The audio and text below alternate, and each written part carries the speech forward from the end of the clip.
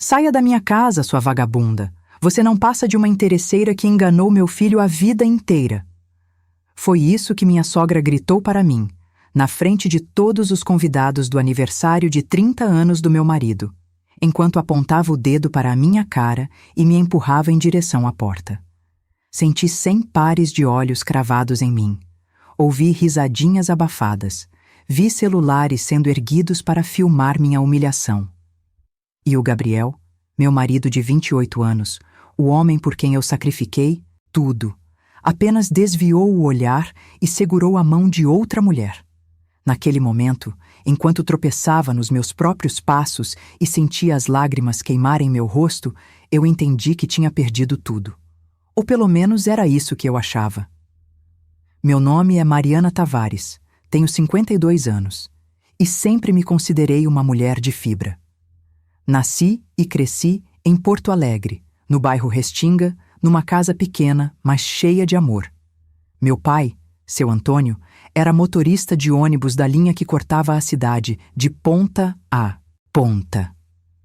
Minha mãe, Dona Cleusa, costurava para fora, fazendo bainhas, consertando roupas, criando vestidos sob medida para as vizinhas. A gente não tinha luxo, mas tinha dignidade. Aprendi desde cedo que o valor de uma pessoa não está no sobrenome nem na conta bancária, mas no caráter e no coração. E eu carreguei isso comigo a vida inteira. Conheci o Gabriel quando eu tinha 24 anos. Eu trabalhava como recepcionista numa clínica odontológica no centro da cidade, e ele era o dentista recém-contratado, com aquele jeitinho tímido e sonhador que me conquistou no primeiro dia. Lembro que ele me pediu ajuda para organizar a agenda dele e ficou vermelho quando nossos dedos se encostaram por acidente. Foi paixão à primeira vista. 3 meses depois, ele me pediu em namoro num banco da Redenção, com um buquê de margaridas que comprou de um vendedor ambulante. Simples, mas sincero. Ou pelo menos eu achava que era. Nos casamos no civil 6 meses depois, numa cerimônia pequena no cartório, só com nossos pais e alguns amigos próximos. Minha mãe fez meu vestido, um modelo simples de cetim branco, e eu me senti a mulher mais feliz do mundo quando o Gabriel disse sim, e colocou aquela aliança de prata no meu dedo. A família dele não compareceu. Dona Olívia, minha sogra, deixou claro desde o início que eu não era boa o suficiente para o filho dela. Ela vinha de uma família tradicional de Caxias do Sul, donos de vinícolas e terras, gente com nome e sobrenome que abria portas. Para ela, eu era apenas uma menina pobre do subúrbio que tinha fisgado o filho dela. Mas eu não me importei. Estava apaixonada e determinada a construir uma vida ao lado do Gabriel. Moramos os primeiros anos num apartamento alugado de 2 quartos no bairro Menino Deus. O Gabriel trabalhava de manhã à noite no consultório associado a outros dentistas, sonhando em montar o próprio negócio. Eu continuei trabalhando até engravidar do Bernardo, nosso primeiro filho. Quando ele nasceu, larguei tudo para me dedicar inteiramente à maternidade. 3 anos depois, veio a Júlia, nossa filha. 2 anjos que me deram propósito e força para enfrentar qualquer coisa. Foram anos difíceis, mas eram os nossos anos. Eu fazia milagres com o pouco dinheiro que tínhamos. Cozinhava, limpava, cuidava das crianças e ainda achava tempo para fazer uns bicos de costura, igual minha mãe me ensinou, para complementar a renda. O Gabriel trabalhava até tarde, voltava cansado, mas sempre me abraçava na cozinha e dizia: "Obrigado por segurar as pontas, Mari. Você é minha fortaleza." E eu acreditava. Eu sempre acreditei nele. Com o tempo, as coisas melhoraram. O consultório do Gabriel começou a crescer. Ele conseguiu abrir uma clínica própria, depois mais 2 filiais, e o dinheiro finalmente começou a entrar. Compramos uma casa linda no bairro 3 Figueiras, com jardim, piscina e 4 quartos. As crianças entraram em escolas particulares de primeira linha. Eu finalmente pude relaxar um pouco, me dedicar a cuidar da casa, da família, de mim mesma. Achei que tínhamos vencido juntos. Mas conforme o dinheiro aumentava, o Gabriel mudava. Ficava mais distante, mais frio, mais ausente. Passou a viajar com frequência para congressos e eventos odontológicos. Chegava tarde em casa, mexia no celular compulsivamente, e quando eu perguntava se estava tudo bem, ele resmungava que era trabalho, estresse, responsabilidade. Eu engolia a insegurança e continuava cuidando de tudo, acreditando que era só uma fase ruim. Dona Olívia, minha sogra, nunca perdeu a chance de me diminuir. Nos almoços de domingo na casa dela, soltava comentários venenosos disfarçados de brincadeiras. Ai, Mariana, você não entende dessas coisas, né? É assunto para gente com estudo. Ou então, Gabriel podia ter casado com a Fernanda, aquela moça da família Azevedo. Mas enfim, cada um escolhe o que quer, né? Eu sorria amarelo e mordia a língua, porque não queria criar problemas, porque achava que amor era sobre aguentar, perdoar, suportar.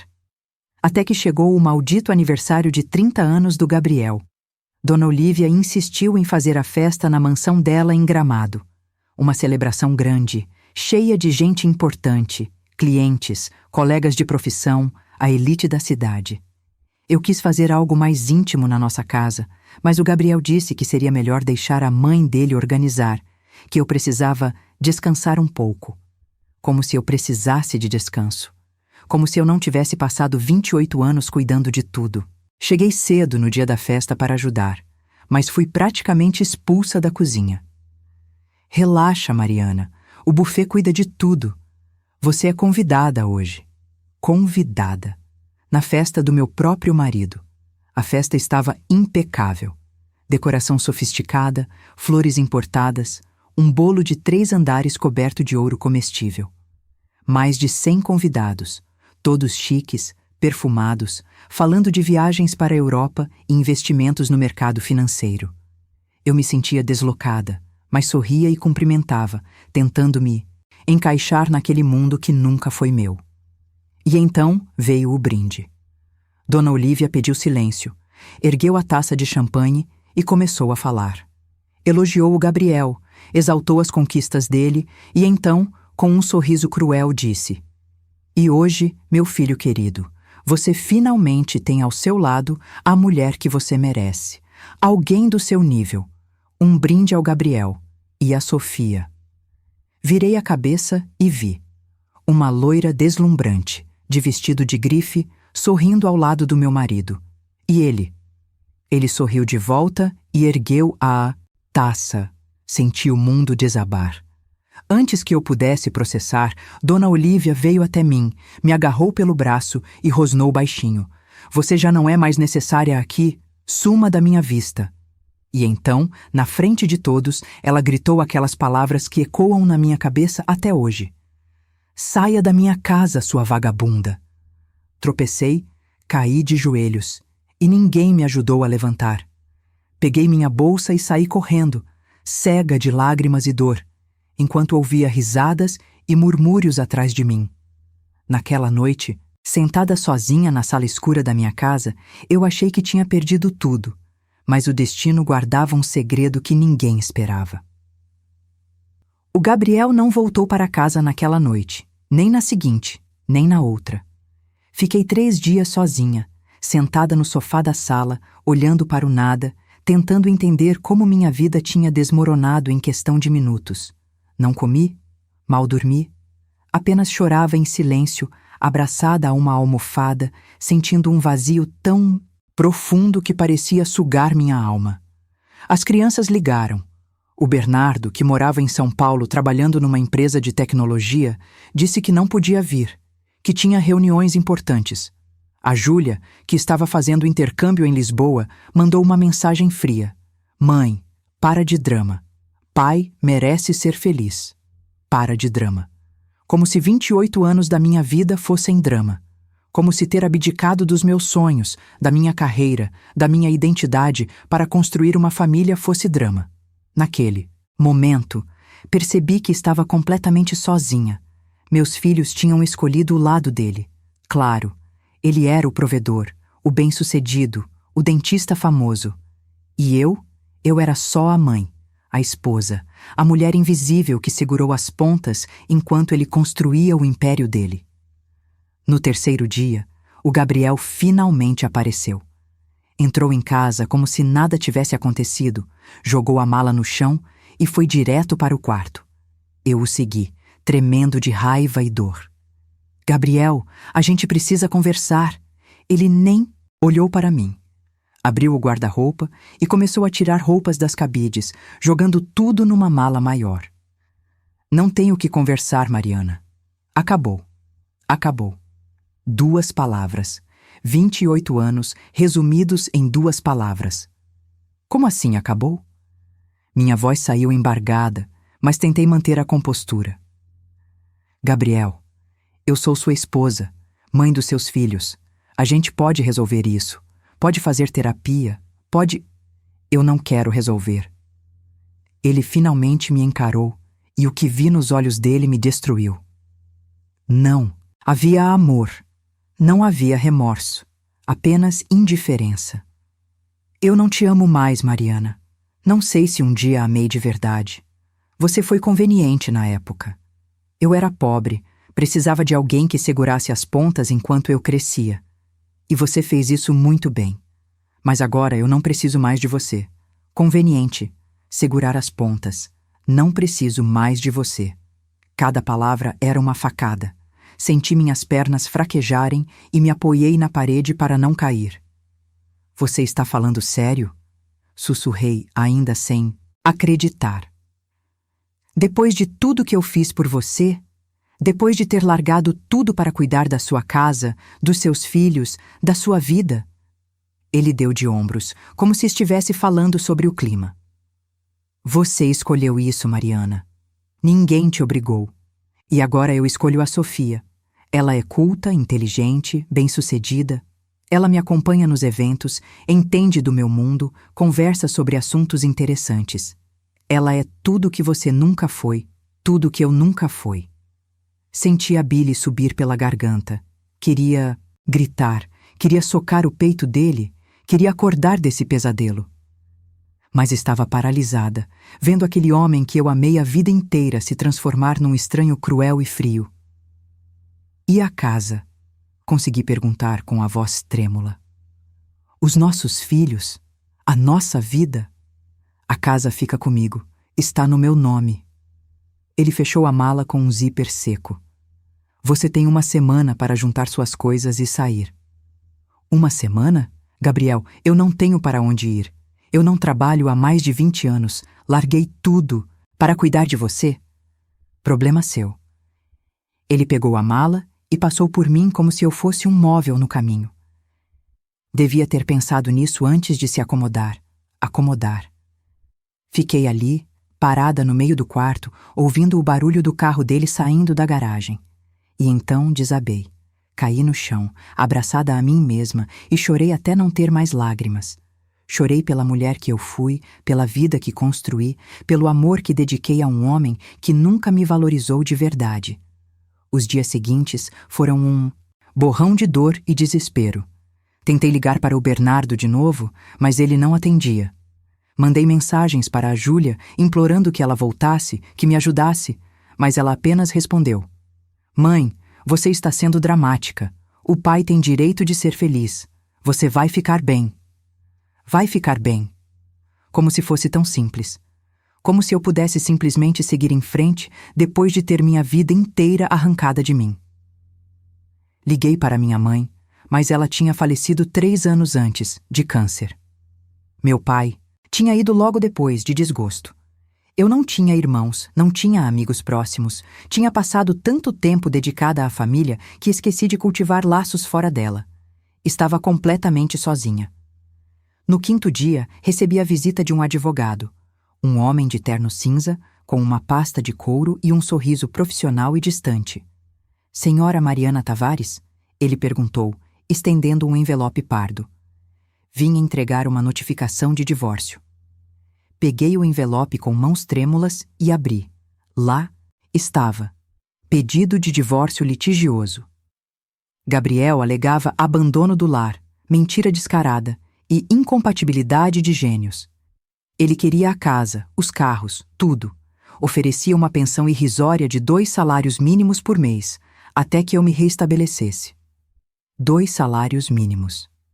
Depois de 28 anos. Eu preciso que a senhora assine aqui, confirmando o recebimento. O advogado apontou para uma linha no final da página.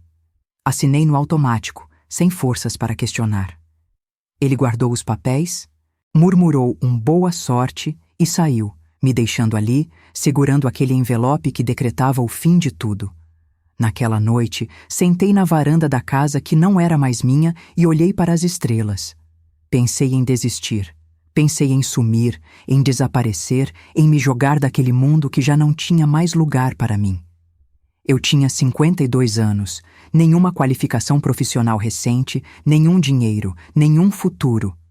Mas então, no fundo da minha mente, ecoou a voz da minha mãe. Mariana, mulher forte não é aquela que nunca cai, é aquela que levanta toda vez que o chão some debaixo dos pés. E eu decidi que não ia desmoronar. Não ia dar esse gostinho para eles. Ainda não sabia como, mas eu ia me levantar, mesmo que fosse rastejando. Só não imaginava que, escondido em algum lugar do passado, havia um segredo que mudaria tudo. No 6º dia, comecei a arrumar minhas coisas. Não tinha escolha. O prazo estava acabando e eu precisava sair daquela casa antes que o Gabriel voltasse com a polícia para me expulsar à força. Peguei caixas de papelão velhas que encontrei na garagem e comecei a embalar minha vida toda. Roupas, fotos, lembranças. 28 anos cabendo em meia dúzia de caixas. Era patético. Estava esvaziando a última gaveta do criado mudo quando encontrei algo que não via há anos. Minha caixa de recordações. Uma caixa de sapatos velha, com a tampa gasta pelo tempo, onde eu guardava cartas antigas, fotos da infância, algumas bijuterias que minha mãe me deu. Sentei na beirada da cama e abri devagar, sentindo o cheiro de papel velho e naftalina. Ali dentro estava tudo. Fotos de quando eu e o Gabriel éramos felizes. Ou pelo menos eu achava que éramos. Ingressos de cinema do nosso primeiro encontro. O convite do nosso casamento, e no fundo, embaixo de tudo, um envelope amarelado que eu não me lembrava de ter colocado ali. Peguei o envelope com cuidado. Estava lacrado, mas no verso havia uma letra que eu reconheci na hora. Era da A, minha mãe. Meu coração apertou. Como aquilo tinha parado ali? Quando ela tinha me dado isso? Com as mãos tremendo, abri o envelope. Dentro havia uma carta manuscrita, com aquela letra caprichada que minha mãe fazia, e um pequeno cartão plastificado. Meu peito apertou quando comecei a ler. Minha filha querida, se você está lendo isso, é porque algo de ruim aconteceu. Eu sempre soube que esse dia poderia chegar. Mãe sente essas coisas, Mariana. Sente no coração quando o genro não olha para a filha do jeito que deveria. Sente quando o amor é só de um lado. Eu nunca te contei, mas alguns anos atrás, quando você estava grávida da Júlia, seu pai foi chamado para fazer um serviço de motorista particular para o pai do Gabriel. Era uma viagem para Gramado, uma reunião de negócios. Nessa viagem, o velho Mendes, sogro do Gabriel, bebeu demais e começou a falar coisas. Disse que a família toda estava de olho nos bens que a sua avó paterna tinha deixado, que tinham planos para quando você saísse de cena. Seu pai ficou assustado, mas na época a gente achou que era só conversa de bêbado. Mas depois fui investigar. Descobri que sua avó, a dona Eulália, que você mal conheceu porque ela faleceu quando você tinha só 5 anos, tinha deixado uma herança para você. Uma herança que seu pai nunca tocou no assunto porque achou que você não precisava saber, que era melhor você crescer humilde, sem se apegar a dinheiro. Mas a verdade é que existe um terreno registrado no seu nome desde que você nasceu. Um terreno grande, no centro de Porto Alegre, na Rua da Praia, herdado da sua avó. Na época não valia muito, mas hoje, minha filha, esse terreno vale milhões. Estou deixando o documento de propriedade com essa carta. Está registrado em cartório, é seu por direito, e ninguém pode tirar isso de você. Nem o Gabriel, nem a família dele, ninguém. Esse terreno é anterior ao casamento. É patrimônio seu, individual, intocável.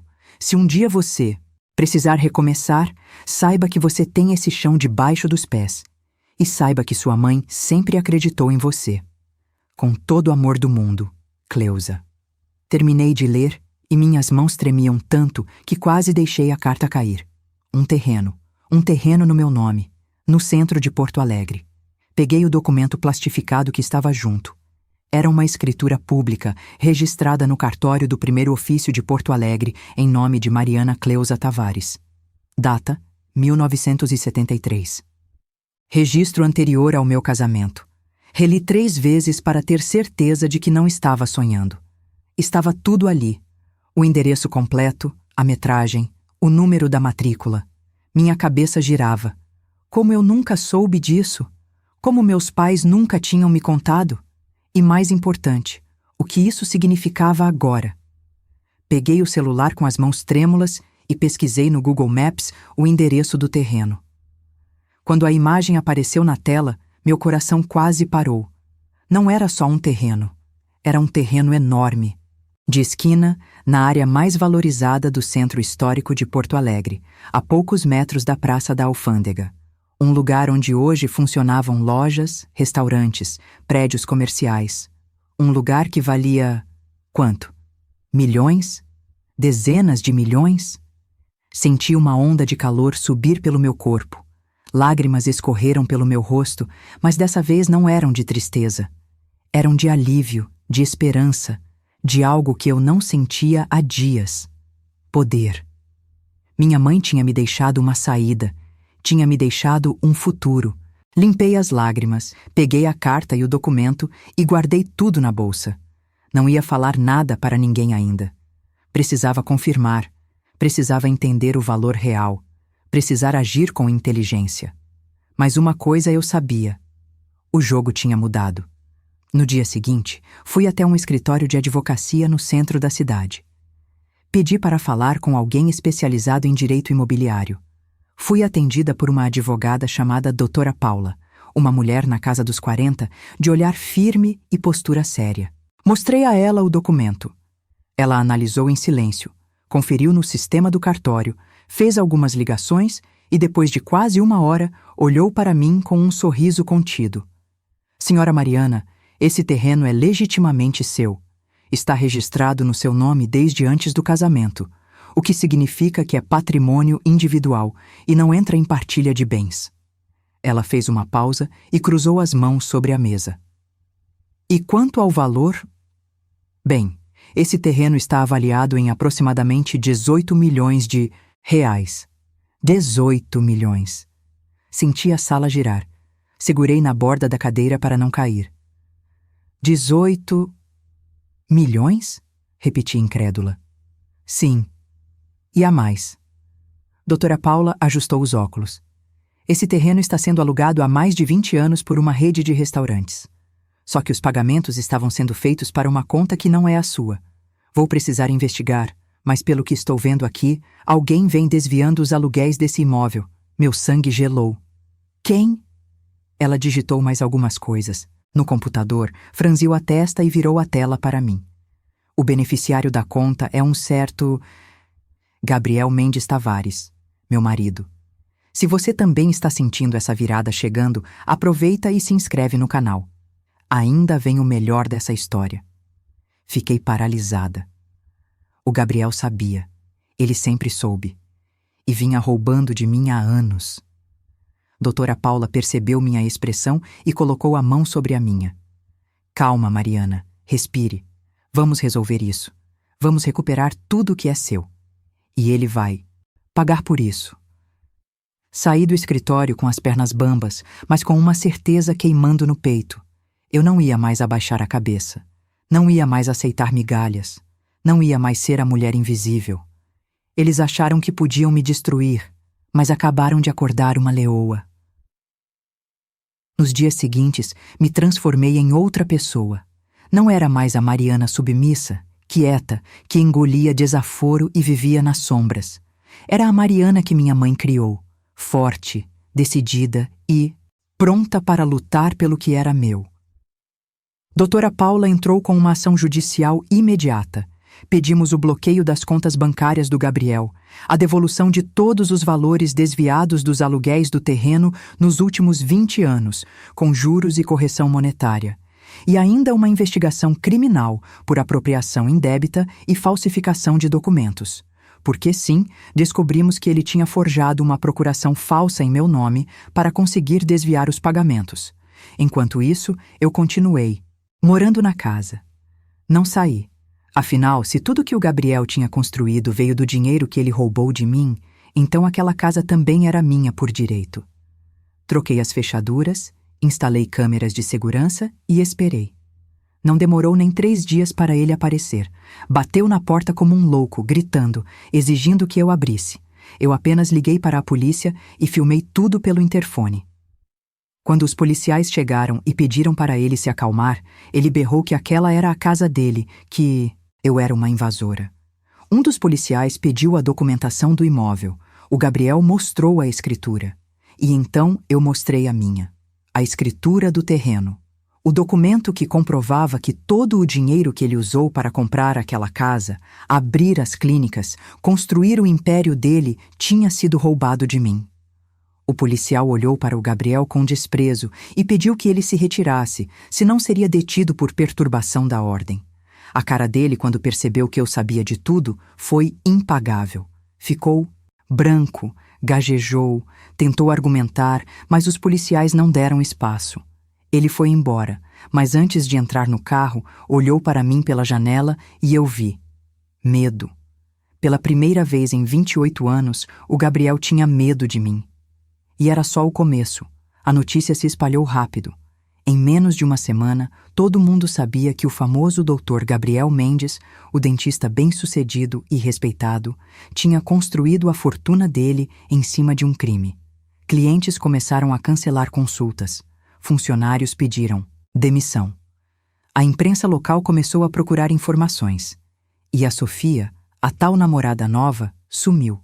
Bloqueou o Gabriel de tudo e nunca mais deu as caras. Afinal, ela não estava interessada no homem. Estava interessada no dinheiro. E agora que o dinheiro estava em risco, ela caiu fora. Mas quem mais caiu foi a dona Olívia. Descobri, através da investigação da doutora Paula, que ela sabia de tudo desde o início. Foi ela quem orientou o Gabriel a desviar os aluguéis do terreno, foi ela quem indicou o contador que forjou a procuração, foi ela quem arquitetou o plano para me manter na ignorância enquanto eles sangravam minha herança. Ela achava que eu nunca ia descobrir. Que eu era burra demais, simples demais, ingênua demais. Como ela estava errada. Doutora Paula conseguiu incluir Dona Olívia na ação judicial como coautora do crime. E aí a coisa ficou séria. Porque agora não era só dinheiro, era cadeia. O Gabriel tentou me ligar várias vezes. Deixou mensagens desesperadas, pedindo para conversarmos, dizendo que podia explicar tudo, que tinha sido um mal-entendido. Mal-entendido. 20 anos de roubo eram um mal-entendido. Não respondi nenhuma das mensagens. Bloqueei o número dele e segui em frente. Os meus filhos, que tinham ficado do lado dele, começaram a mudar de tom. O Bernardo me ligou pela primeira vez em semanas com a voz engasgada. Mãe, é verdade o que estão falando? Que o pai roubou de você? É verdade, respondi, firme. Silêncio do outro lado da linha. E, então? Eu não sabia. Desculpa, mãe. Desculpa por não ter acreditado em você. A Júlia também voltou atrás. Voltou de Portugal às pressas e apareceu na porta de casa, chorando, me pedindo perdão. Eu deixei ela entrar, mas deixei claro que confiança não se reconstrói da noite para o dia. Eles tinham me abandonado no momento em que mais precisei, e isso dói. Mas eles eram meus filhos, e eu, apesar de tudo, ainda os amava. Enquanto isso, o processo seguia. A justiça foi rápida, coisa rara, mas quando há provas tão claras e um crime tão grave, as coisas andam. O juiz determinou que o Gabriel devolvesse todos os valores desviados, com juros, correção monetária e danos morais. No total, ele me devia mais de 30 milhões de reais. 30 milhões. Ele não tinha. As clínicas estavam quebradas, os clientes tinham fugido, os investimentos tinham derretido. Ele teve que vender tudo. As clínicas, os carros importados, a casa de gramado que era da dona Olívia. E mesmo assim, não cobriu nem metade da dívida. O restante viria do terreno que eu agora controlava completamente. A rede de restaurantes que alugava o espaço fez uma proposta de compra. Queriam adquirir o terreno por 20 milhões à vista. Eu aceitei. Não precisava mais daquele pedaço de chão. Precisava de liberdade, de recomeço, de paz. Com o dinheiro da venda e os valores recuperados, eu tinha mais de 35 milhões de reais na conta. Mais dinheiro do que eu jamais tinha sonhado ter. Mas o dinheiro, percebi, não era o mais importante. O mais importante era a dignidade recuperada. Era saber que eu tinha lutado, que eu tinha vencido, que eu não tinha me deixado destruir. O Gabriel, por outro lado, estava destruído. Ouvi dizer que ele estava morando num apartamento alugado de um quarto, trabalhando como dentista plantonista num posto de saúde público. A dona Olívia teve um AVC quando descobriu que tinha perdido a mansão e ficou com sequelas. Estava em tratamento, dependente de cuidadores, vivendo de uma aposentadoria minguada. Eu poderia sentir pena, poderia, mas não senti. Não depois de tudo que fizeram comigo. A vida estava me mostrando que o destino cobra, sempre cobra, e quando cobra, não tem dó. Sentada na varanda da minha casa, agora oficialmente minha, registrada no meu nome, paga com o meu dinheiro. Olhei para o céu e agradeci. Agradeci a minha mãe, que mesmo depois de morta cuidou de mim. Agradeci a força que encontrei dentro de mim mesma. Agradeci por não ter desistido. E então, respirei fundo, porque sabia que o melhor ainda estava por vir.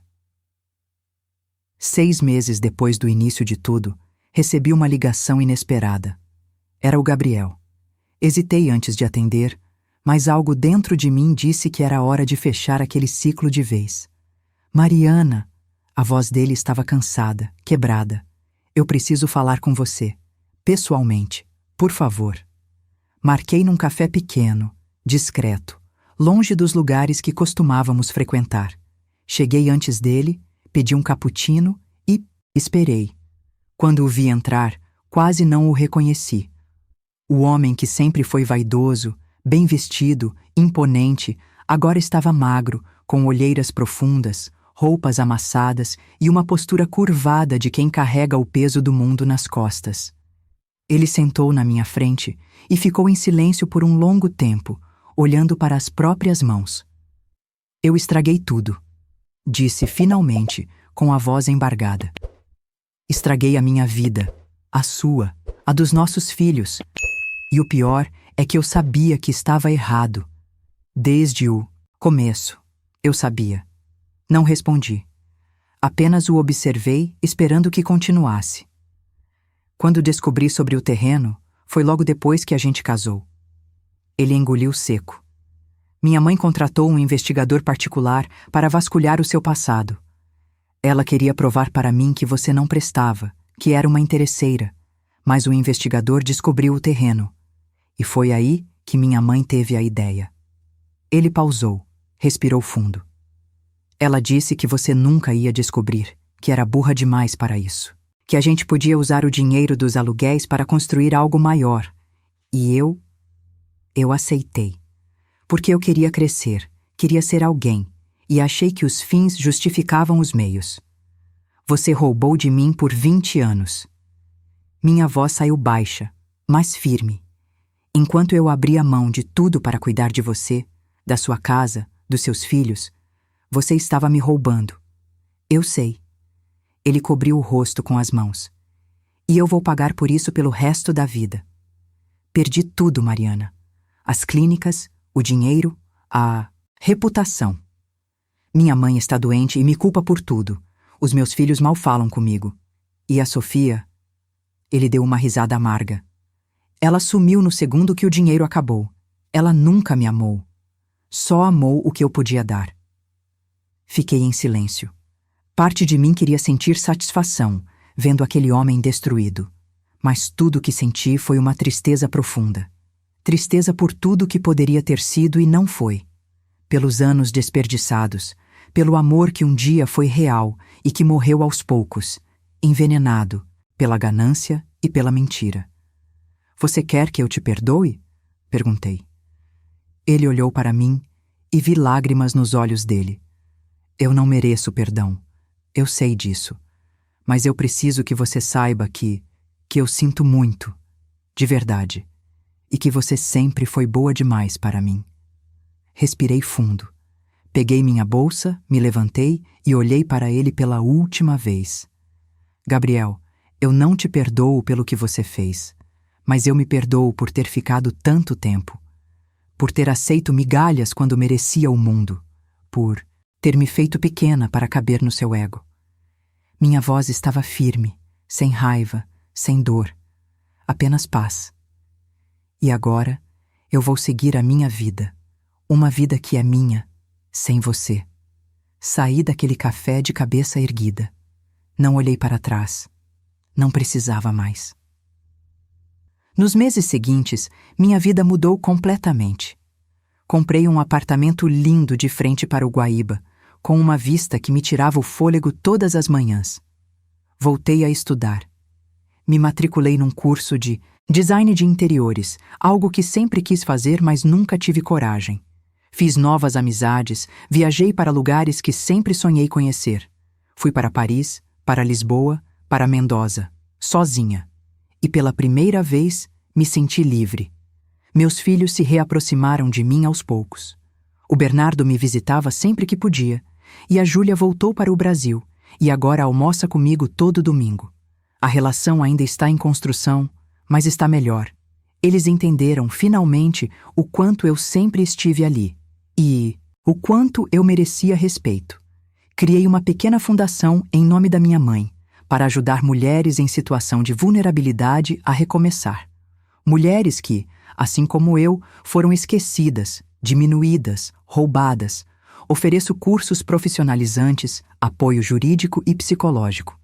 Porque sei o que é estar no fundo do poço. E sei que, às vezes, tudo o que a gente precisa é de uma mão estendida. Um dia, estava organizando doações para a fundação quando encontrei uma foto antiga, perdida no meio dos papéis. Era uma foto minha e da minha mãe, tirada na cozinha da nossa casa antiga, as duas sorrindo, com as mãos sujas de farinha de bolo. Olhei para aquela foto e sorri. Minha mãe estaria orgulhosa. Eu tinha honrado o legado dela, tinha me levantado, tinha recomeçado, e percebi que a maior vingança não foi ver o Gabriel destruído, foi me ver reconstruída. Hoje, quando olho no espelho, vejo uma mulher diferente. Vejo cicatrizes, sim, mas também vejo força, vejo dignidade, vejo alguém que não desistiu, mesmo quando tudo parecia perdido. Fechei a porta do passado. Deixei o Gabriel, a Dona Olívia, a dor e a humilhação do lado de fora. E pela primeira vez em décadas, o silêncio me trouxe paz. Uma paz profunda, verdadeira, que vem de dentro. Porque agora eu sei quem eu sou, sei do que sou capaz e sei que nunca mais vou deixar ninguém me fazer sentir pequena. A vida me ensinou que a gente pode cair 1000 vezes, mas a gente só perde de verdade quando decide não se levantar. E eu me levantei, me sacudi e segui em frente. E se tem uma coisa que aprendi com tudo isso é: nunca subestime uma mulher que você tentou destruir, porque quando ela se levanta, ela não volta como era. Ela volta mais forte, mais sábia e infinitamente mais poderosa. Se essa história te tocou de alguma forma, se você sentiu cada palavra, cada lágrima, cada vitória junto comigo, deixa o like aqui embaixo. Se inscreve no canal e ativa o sininho para não perder as próximas histórias do nosso refúgio de emoções.